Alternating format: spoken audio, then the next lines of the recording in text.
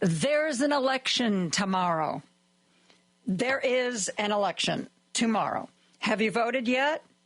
Well, today would be your last day of early voting. Tomorrow you got to go to the polls. We are having all kinds of elections, local elections, municipal elections, school board elections, library board elections, mayor of Evanston, mayor of Aurora. And there are also elections in Wisconsin where they are going to be deciding a Supreme Court seat. Susan Crawford is running against Elon Musk's candidate, Brad Schimel. Brad Schimel, rather. It doesn't really matter. I don't like him anyway. I don't care if I get his name right. It is a big race. It is, some are saying it might be a referendum on Elon himself. We also have to be concerned, I think, that if Elon's candidate wins, it is going to embolden Mr. Musk. He is going to, at least in this instance, feel that he has evidence that you pour enough money somewhere and your candidate will win. I'm joined now by Berman, who's the national voting rights correspondent for Mother Jones, who's been kind of taking a look at what is going on in Wisconsin and joins us to talk about it. Ari, thank you so much for being here.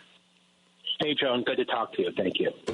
So tell me what you see when you look at Wisconsin. Well, it's a very important state Supreme Court race. It's important on its own because this race is going to decide the ideological majority of the court.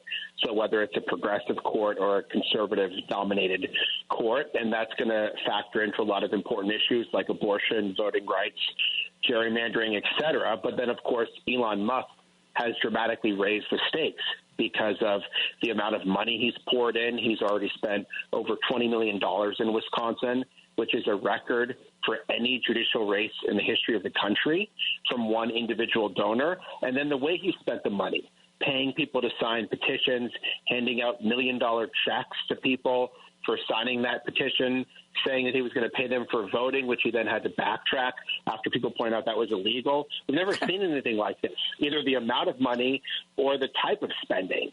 And that's dramatically raised the stakes of this election. And Elon Musk actually decided this was important enough to travel to Wisconsin. I've seen photographs of him on the stage wearing a cheesehead hat, which, what else can you say? Yeah. I mean, it was really, he came out in his SpaceX gear, wearing a cheese head. The whole thing didn't strike me as very Wisconsin, I have to say. Speaking in that South African accent of his, I think Brad Schimel, the conservative candidate, would have much preferred Donald Trump to be there than Elon Musk. Musk is a lot more unpopular than Trump is. Even though Trump is becoming more unpopular, he's still about 50-50 in Wisconsin. Musk is underwater there. So he's not the greatest surrogate for Schimel. The question is, how many people are motivated to vote for the conservative Brad Schimel, either because they support Trump, they like Musk, or they want Musk's money, versus the reaction to that, which is that a lot of people I spoke to in Wisconsin don't like the idea of a billionaire coming in and trying to buy the election, not to mention a billionaire who's currently dismantling the federal government, who represents the most unpopular things that Trump is doing. So it's hard to know right now, but I think there's a decent chance there's a counter-reaction against Musk because people in Wisconsin realize this is their first chance to really send a signal since November against the Trump administration and against Musk in particular. Yeah. I agree with you that Elon Musk is not particularly popular. And that $1 million that he wanted to give away for votes, he has instead apparently given it to the head of the Wisconsin College Republicans. So I guess someone picked it random, Ari. Someone picked it random. The whole thing is just just really hilarious. So first off, he says, I'm going to give. Well, first off, he gave He already gave $1 million to someone who signed his PAC's petition. People thought that was pretty questionable, but it wasn't explicitly tied to voting, so maybe it was legal. He did the same kind of thing in 2024. I still think the court should have looked at this more, but nonetheless. Then he tweeted on Friday, late into the night, into early Friday morning, I'm going to give $2 million checks when I travel to Wisconsin, but you have to have voted to get them. And that was very clearly in violation of the Wisconsin Constitution, which said that you can't basically do anything to give someone a favor to induce them to vote. And $1 million is a very big favor. So he said, I'm going to then give these checks to people who signed the petition of the PAC. So one of the $1 million checks went to the head of college Republicans, which raised a lot of suspicions. Doesn't really seem like the kind of voter that would have otherwise not cast a ballot. And the second second one went to a person we don't know as much about, a young woman who then did a video saying, I did everything Elon said. I signed the petition. I told my friends I voted, is what she said. I voted, making it seem like Musk told her to vote. So if this ever comes back before the courts, that's going to also be cited as people understanding that to get their money, they have to have voted. I know Elon Musk really rubs a lot of people the wrong way. Is it also, would you say, are people in Wisconsin aware of the fact that Elon actually has a case that could be decided by whatever justice wins this election, that he's not just there for the good of the Republican Party or democracy? He's got a dog in this hunt. Do you think the people know that?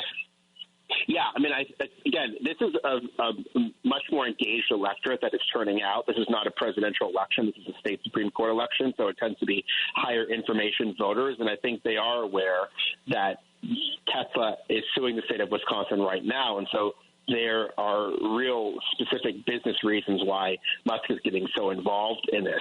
What the chair of the Wisconsin Democratic Party, Ben Wickler, told me was it's a democracy crisis layered on top of old-fashioned corruption, which I think sort of relates to everything that Musk and Trump are doing. So, yeah, I mean, that's another reason. I don't think it's the only reason why he's gotten involved, but certainly a major reason, I think, why Wisconsin is even on his radar to begin with, other than the fact that it's a swing state. Well, that's one thing that Kara Swisher, the tech reporter, said on Jen Psaki's show last night.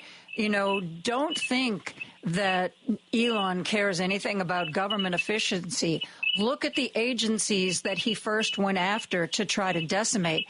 Each and every one of those was agencies that opposed something he wanted to do with one of his companies. She said he's just like Trump. He's out for himself. And you know, don't get confused by this, you know, government efficiency line of horse pucky. Wisconsin is always such a fascinating state, though, because, you know, if you win by like 0.5% in Wisconsin, and sometimes that looks like a landslide, it is the most thoroughly divided place. I think the most thoroughly divided state in our country right now. Even Amy Klobuchar, who said over the weekend that she thinks that everybody in Wisconsin hates Elon Musk, and she goes on, and then she goes, but the election's going to be close. How it almost begs the question of how that could be. Yeah, well, I mean, it was close before Trump. I mean, it's always been close.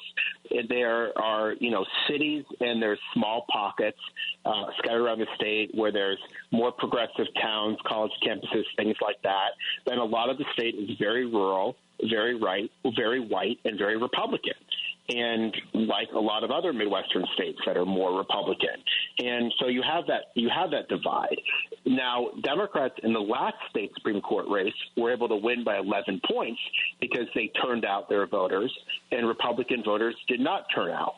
So what Brad Schimel, the conservative candidate, decided to do was he decided, in his own words, was to nationalize the race, to try to make it about Trump. If you look right now, they are basically running ads that try to portray the liberal candidate as soft on crime, which they always do, but they're just running ads and ads and ads linking Schimel to Trump. I mean, the literature that Musk is handing out right now says Schimel is on Team Trump. I mean, this is not normally how you'd run a judicial race, because usually judges try to distance themselves from politics. But this has become an extremely politicized judicial race, particularly on the right side, because Schimel is tying himself to Trump, but you don't see Susan Crawford, the liberal candidate, trying to tie herself to the National Democratic Party or Barack Obama or whoever it may be.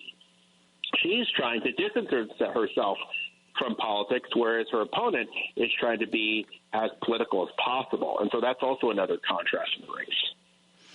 We have got to take a break, Ari, but I want to get more of your take on Elon Musk. You have studied him up close and personal to a degree that none of us ever will, thank God, and I'm sorry you had to do it. Ari Berman is the national voting rights correspondent for Mother Jones. We're going to take a break and be back with more after this.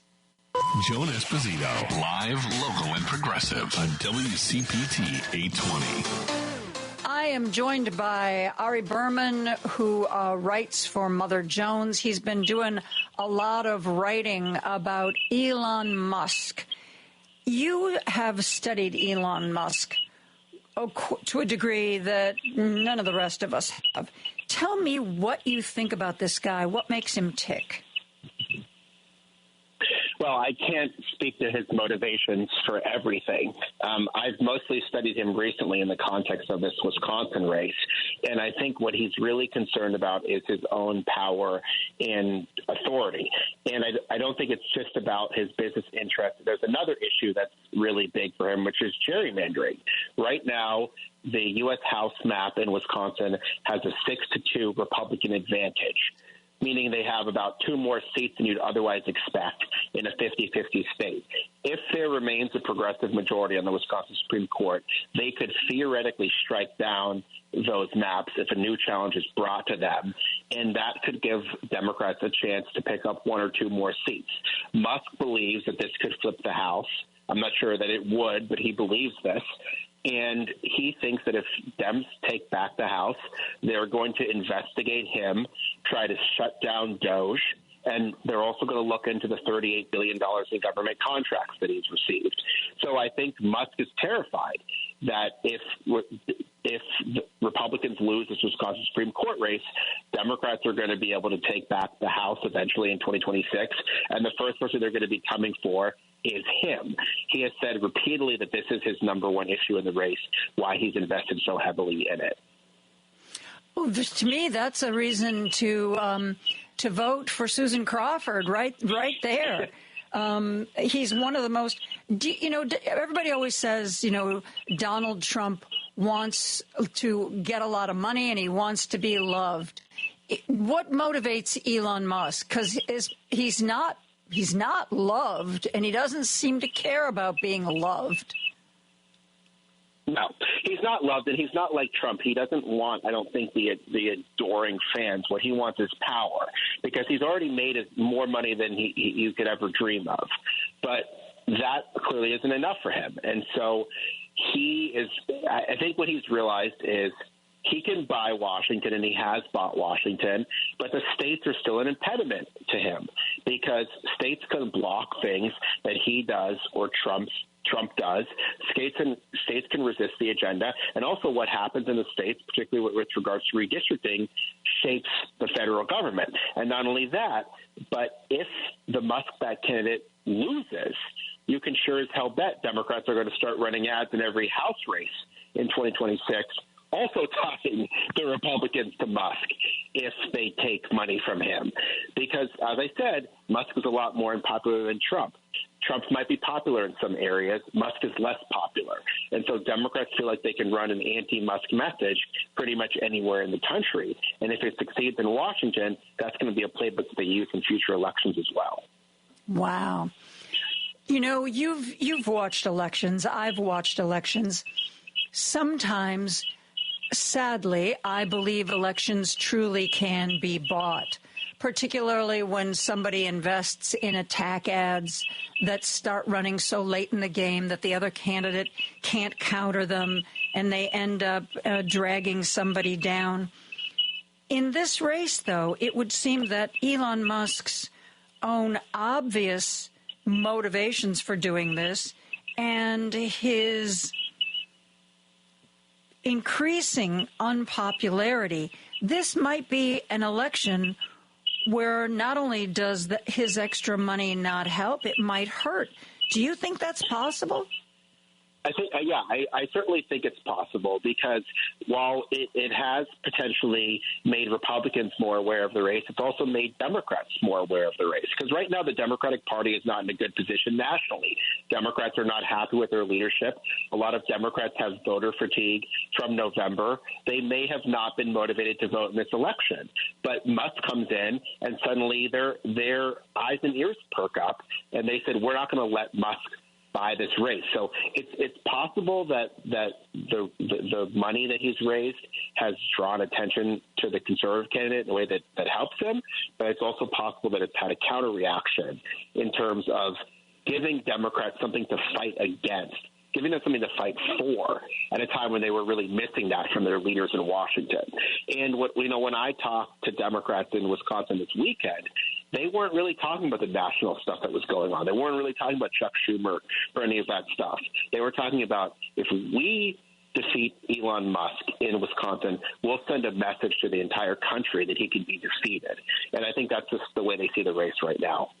Do you think this race has those national implications that, if that Elon Musk will be emboldened if his candidate wins and might be a little more reticent to get involved again if his candidate loses? I mean, is this really a big litmus test race? Absolutely, because if Musk does this, he'll say, listen, I came into a race that we were otherwise going to lose. I poured a ton of money in. I pushed the envelope in terms of all the tactics I used, and we won. So I'm just going to do this everywhere I can because I have the money to do it, and that this is how we're going to save the House and flip all these other court races and do all this other stuff. They'll absolutely try to do that. At the same time, if he loses, he might say, hey, I wasted a bunch of money. I made myself the focus. I'm already doing a lot of stuff in Washington. I might pull back. Now, I think he's an egomaniac, so I'm not totally sure what message he'll take from this, but I certainly think that Republicans will take the message that being so close to Musk could be a political liability to them. And they might start to distance themselves from Musk in a way that they have not distanced themselves from Trump. That is certainly possible. And also, it'll give Democrats something to run against in 2026 at a time when they're not getting a lot of direction from their national party leadership, who even is their party leadership at this point. So it'll give Democrats something to fight for at a time when there's really not a lot of leadership coming from Washington.